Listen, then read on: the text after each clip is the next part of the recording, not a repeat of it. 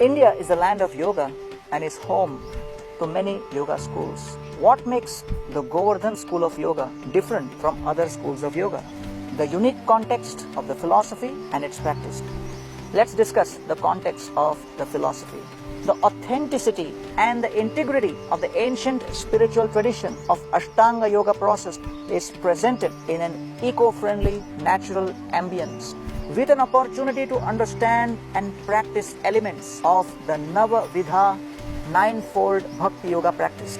The Govardhan School of Yoga presents the teachings of the Ashtanga Yoga in the Yoga Sutras in the context of practical devotional service presented in the Bhagavad Gita, where Krishna says, Yoginam api sarvesham madgate nantaratmana shraddhavan bhajate yomam same yukta tamo mataha. And of all the yogi, the one with great faith who always abides in me, thinks of me within himself and renders transcendental loving service to me. He is the most intimately united with me in yoga and is the highest of all. That is my opinion.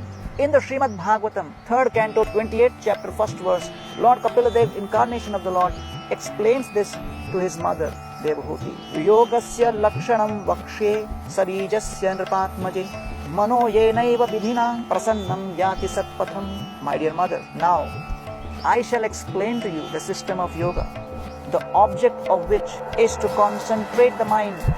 By practicing the system, one can become joyful and progressively advance towards the path of the absolute truth. Srila Prabhupada explains in his commentary as follows.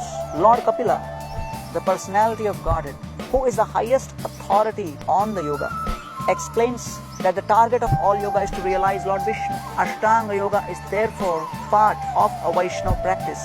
The achievement of success in yoga is not the acquisition of mystic power, but rather freedom from all material designations and situates one in one's constitutional position. The Govardhan School of Yoga offers this ultimate achievement in yoga practice as described by Srila Prabhupada in the commentary of the Srimad Bhagavatam, 3rd canto, 28th chapter, 1st verse. The respected Gaudiya commentator on Srimad Bhagavatam, Srila Vishwanath Chakravarti Thakur, explains in his commentary on the same verse, 328.1 as follows. In the 28th chapter, meditation in the Ashtanga Yoga system is described in detail, by which the yogi attains liberation without effort.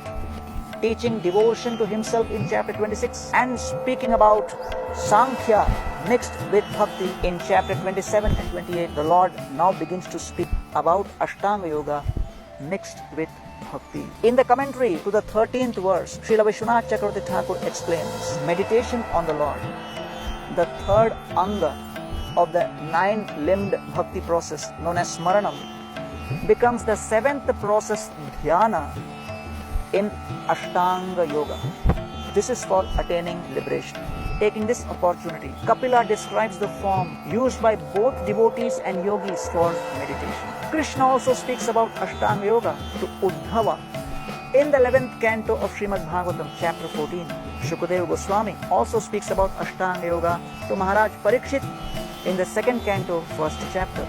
Just as Krishna includes the description of yoga in Bhagavad Gita, and the Srimad Bhagavatam includes the description of yoga amongst its 18,000 verses, the Govardhan School of Yoga has been included within the 100 acres of Govardhan Ecovillage to facilitate the practice of yoga in the context of bhakti and sustainability.